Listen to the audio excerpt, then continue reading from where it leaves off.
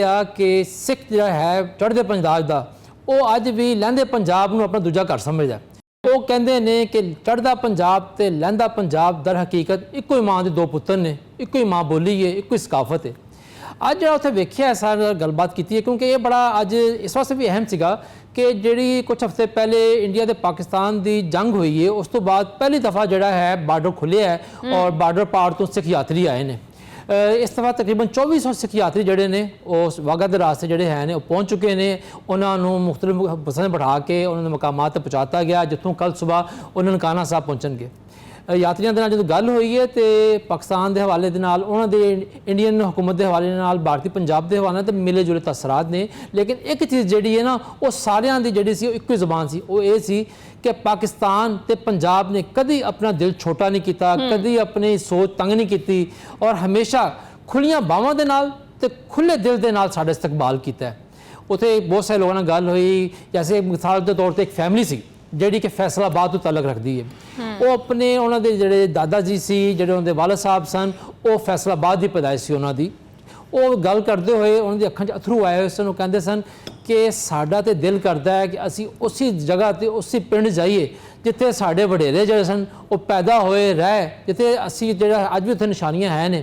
इसी तरह एक फैमिली सी ਜਿਹੜੀ कि कोहटा तो सी, उन्हें भी यह गल की कि जनाब अली साडा पूरा खानदान ਜਿਹੜਾ ਇੱਥੇ ਰਹਿੰਦਾ ਰਿਹਾ।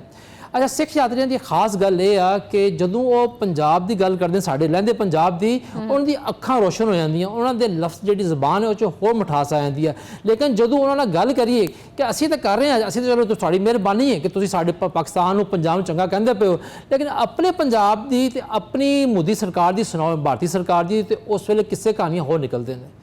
बहुत सारे यात्रियों की शिकायत सी कि असी कई सालों तो आन दी वास्ते अप्लाई करते हैं, एप्लीकेशन दिंदे आ कि आके बाबा गुरु नानक दे जन्म स्थान पर आइए, मत्था टेकीए, दर्शन करिए, लेकिन भारतीय हुकूमत जी है, दिल्ली सरकार जी है, किसी न किसी बहाने के नाल साढ़े वीज़े जोड़े ने रिजैक्ट कर देंदी है। एक उत्थे सिख यात्री सन जिन्होंने कहा जी मैं 4 दफ़ा कोशिश की है, 5वीं दफ़ा जो मेरा वीज़ा लग्या है वो भी बड़ी मुश्किल के नाल 4 दफ़ा जो रिजैक्ट होया है। जो उन्होंने गल करिए कि इंतजामात कैसे ने, तुसीं इत्थे आके इंतजामात तो मुतफिक हो, तो उस वेले कहते हैं कि जी पंजाब हुकूमत है, जी पाकिस्तान हुकूमत है, उन्होंने साढ़े जिन्ने भी गुरुद्वारे ने ਜਿਹੜੇ मजहबी मकामात ने उन्होंने देखभाल कोई कसर नहीं छड़ी। सब तो ज़्यादा करतारपुर की गल करते हैं कि जो भी करतारपुर जोड़ा है एक बड़ी वड्डी गल है कि पाकिस्तान ने अपना बहुत बड़ा इलाका जोड़ा है इस वास्ते देता कि चलो जी दोनों मुल्कों के जोड़े सिख ने उत्थे आ सकन बगैर वीज़े तो। ਜਦੋਂ ਉਹਨਾਂ ਨਾਲ ਗੱਲ ਕਰੀਏ ਤੁਹਾਡੀ ਦਿੱਲੀ ਸਰਕਾਰ ਨਾਲ ਕੀ ਮੁਸ਼ਕਲਾਤ ਨੇ ਤੇ ਉਸ ਵੇਲੇ ਉਹਦਾ ਕਹਿਣਾ ਹੁੰਦਾ ਹੈ ਕਿ ਹਮੇਸ਼ਾ ਤੋਂ ਜਿਹੜਾ ਚੜ੍ਹਦਾ ਪੰਜਾਬ ਹੈ ਉਹਦੀ ਹਕੂਮਤ ਤੇ ਦਿੱਲੀ ਹਕੂਮਤ ਦੇ ਵਿੱਚ ਨਾ ਕੋਈ ਇਸ ਤਰ੍ਹਾਂ ਕੋਈ ਕੁਰਬਤ ਨਹੀਂ ਹੈ, ਯਾਨੀ ਕਿ ਨਾ ਥੋੜਾ ਫਾਸਲਾ ਰਹਿੰਦਾ ਥੋੜਾ ਜਿਹਾ।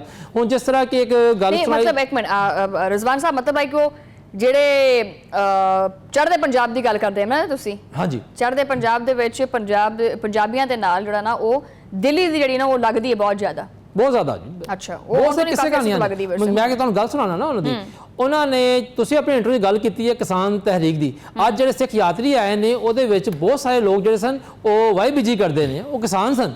जदों मैं उन्होंने पूछा कि जी तुहाडे मसाइल उत्थे की ने, असीं देखते रहे हैं टीवी ते भी सोशल मीडिया ते भी कि तुहाडी जिहड़ी ये किसानां दी जिहड़ी चढ़दे पंजाब दे किसानां दी तहरीक चली, तुसीं दिल्ली तक गए हो, उस तो बाद तुसीं बड़ा लंबा अरसा जिहड़ा धरना दिता है, वो इस तरह फटे ने ना सारे। एक बंदे ने नहीं गल की, बेतहाशा बंदे ने गल की है। वो कहते हैं कि जी असी अपना हक लैन वास्ते दिल्ली सरकार के कोलों एहतजाज किया सीगा, जिहड़े साडे मुतालबात सन बिल्कुल जायज़ सन क्योंकि चढ़दा पंजाब जिहड़ा जरिया माश है, रोजी रोटी है, वो खेती बाड़ी है, ठीक है ना, वाही बीजी है। तो कहते असी पहले साडे जो लीडर ने उन्होंने जाके दिल्ली गल की, उस वेले कोई सुनवाई नहीं हुई।